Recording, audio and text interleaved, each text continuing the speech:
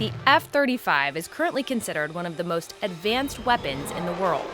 And in the coming years, its missions are set to become even more high-tech, with pilots flying alongside teams of drones, or what the U.S. military calls Collaborative Combat Aircraft, or CCAs. To control those drones, the F-35's maker, Lockheed Martin, is unveiling new technology for the cockpit.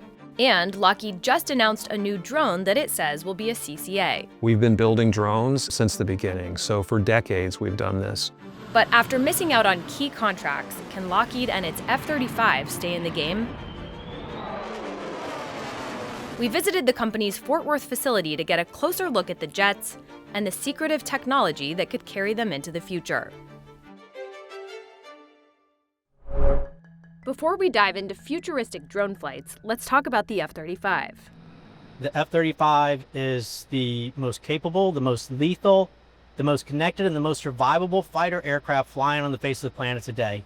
The jet's powerful engine allows it to fly 1.6 times the speed of sound. Its coding and design edges help it evade enemy detection, and its weapon bays can carry multiple payloads internally, including nuclear weapons. The importance of putting them inside the plane is for stealth. Yeah, the importance of keeping them in, having the weapons bay is stealth, right? So if you think the opening days of a conflict, then we're probably going to go in with just internal weapons. Different versions of the F-35 can take off and land on different types of runways. Some can even lift off vertically to strike from unexpected airfields and ships. This jet has tons of sensors on it. Yes. What do those sensors detect? So with all the sensors on this aircraft, we can pick up missile launches, we can pick up aircraft, both friendly and adversary. We can see surface ships, we can see anything basically that's out there that's emanating some sort of energy. The F-35 has the capability to not only detect it, but geolocate it as well. While a cutting-edge fighter from Boeing is set to enter service in the coming years, Lockheed says the F-35 is currently the best-positioned aircraft for flights of the future. The ones that involve teams of drones flying alongside pilots. Military officials say these missions would be particularly important in a war against China, which has been rapidly expanding its arsenal. For example, if Beijing were to try and seize Taiwan, F-35s could take off from an aircraft carrier, while several hidden CCA drones that they're commanding would take off from sites across the Pacific and sync up.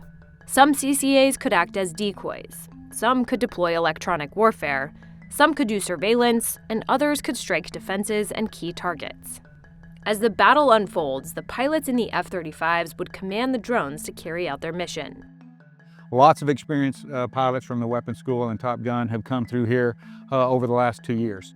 In the company's FAST Lab, which stands for Future Air Superiority Technology Lab, I strapped on some biometric monitors, Got that?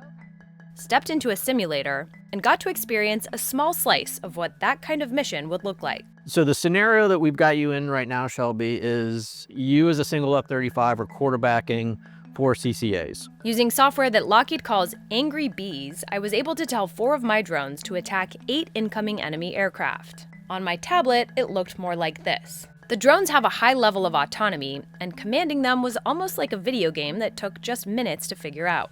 Well, Miller time? Miller time.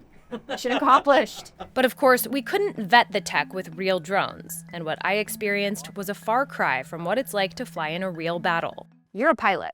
How hard is it to fly an actual airplane and command drones at the same time?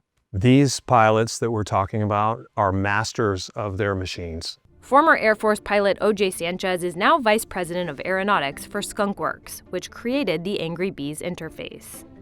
Skunk Works is a storied but secretive unit within Lockheed that developed some of America's most advanced and classified weapons since World War II. We've seen, especially in Ukraine, that drones can be controlled from the ground. Why is it better to control them from the sky? The pilot that sees the airspace that is moving at the speed of the air war is in the best position to adapt and react at the speed of the fight. So in many cases, CCAs will be best controlled by the pilots at the leading edge of the air battle so that they can adapt, they can move, shoot, and respond to the situation in real time. Even though Lockheed's F-35 will continue to fly for years, the road ahead for the company is full of competition. Lockheed lost out on the U.S.'s 6th-generation fighter jet contract, which went to Boeing.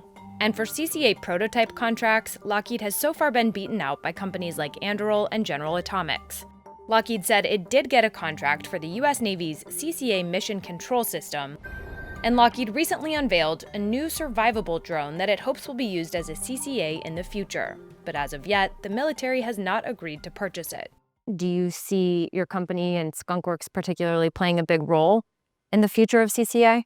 So we will absolutely continue to build CCAs. So we're not waiting to be asked by any particular customer.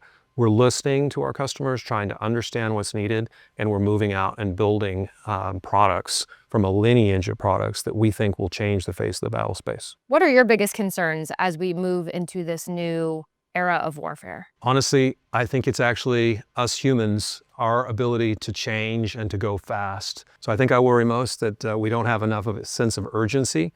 The technologists and the technology and the warfighters are more than capable of getting us to that future.